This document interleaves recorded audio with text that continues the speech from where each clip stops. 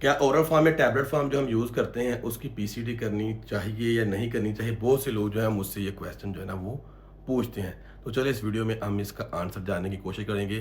Tablet form में या injectable form में पीसीटी क्या होती है? इसका थोड़ा-सा कंट्रोवर्शियल सा आंसर होगा।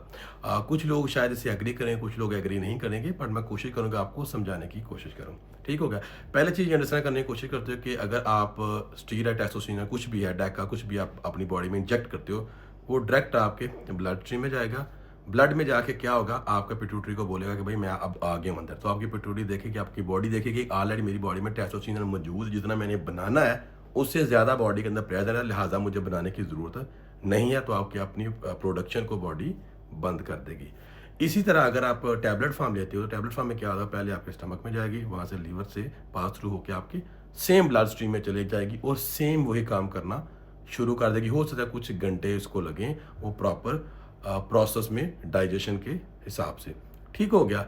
तो ये भी जाके जब बॉडी में चला जाएगी तो ये भी जाके टैबलेट भी बोलेगी कि हाँ मैं भी अब आ गई हूँ, तुम्हें ज़रूरत नहीं है बनाने की, मैं हूँ ना। तो उस सूरत में भी आपकी जो प्रोडक्शन होती है लहसुन की वो भी सप्रेस हो जाती है। ठीक हो गया?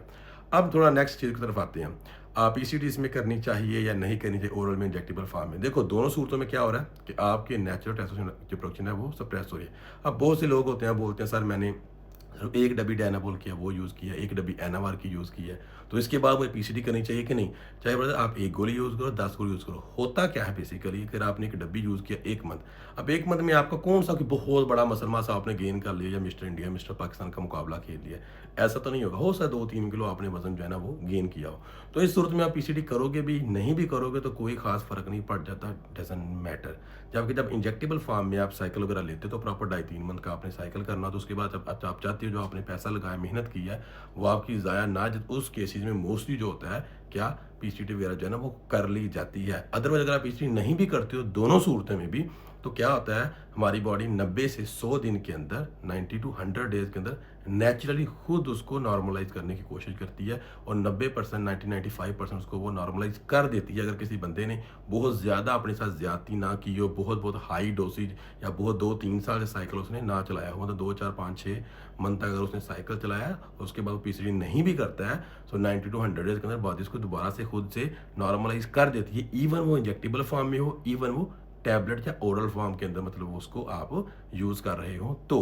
अब अगर आप देखो सिंपल सी बात है, पीसीटी करते क्यों हम लोग? पहले ये भी थोड़ा जानें। पीसीटी इसलिए ही की जाती है कि जो आपने ड्यूरिंग साइकिल इंजेक्टेबल यूज़ किया या टैबलेट किया, आपने जो मसल मास गेन किया हो, आप चाहे तो यार मेहनत भी किया, मैंने पैसा भी लगाया, तो वो ज़ाया ना हो जाए, क्योंकि आपकी बॉडी को 90-100 दिन 3 मंथ तक लग रहे हैं नेचुरली उसको बनाने में, दोबारा से उस पोजीशन पे, उस लेवल पे दोबारा से जाने में। तो क्या होता है, बहुत से लोग अपना मसल लॉस कर देते हैं। तो उससे बचने के लिए, जल्दी से काम करवाने के लिए बॉडी को पीसीटी वगैरह जो कर ली जाती है, ताकि जो आपने पैसा और मेहनत और टाइम लगाया होता है वो आपका ज़ाया मत हो। पर अगर आपने सिर्फ एक ओरल डब्बी डायनाबोल की, एनावर की यूज़ की, तो आपको कितना को गेन हो जाएगा?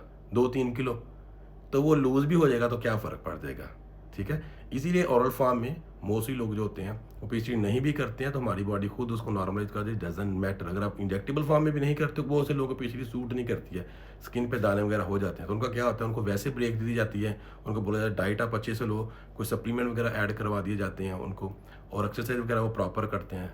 तो वो जो बॉडी को ब्रेक देते हैं 1-2-3 मंथ का, उसके बीच में ही उनकी बॉडी खुद ही से उसको नॉर्मली एक्टिव कर देती है, उसके बाद दोबारा वो नेक्स्ट साइकिल जो है वो कर सकते हैं। ठीक है? सो ये सिंपल सी बात होती है। अगर आप ओरल यूज़ करो या इंजेक्टेबल करो, दोनों सूरतों में जाके आपके नेचुरल रिएक्शन जो रहते हैं वो सप्रेस हो जाते हैं। दोनों सूरतों में पीसीटी ज़रूरी होती है, पर ये डिपेंड करता है कि आपने ओरल कितने लंबे टाइम के लिए चलाया। अगर 1 आधे मंथ के लिए चलाया तो नहीं भी करोगे पीसीटी, इट डज़न्ट मैटर, कोई प्रॉब्लम नहीं है। बट अगर आप साइक्लिंग इंजेक्टेबल फॉर्म में विद ओरल प्रॉपर 3 मंथ की, 4 मंथ की, 5 मंथ की चला रहे हो और आपका मसल मास काफ़ी आपने गेन किया, तो आप चाहते हो वो लूज़ ना हो, तो उस सूरत में आप पीसीटी जो है वो प्रॉपरली कर सकते हो। I hope you understand.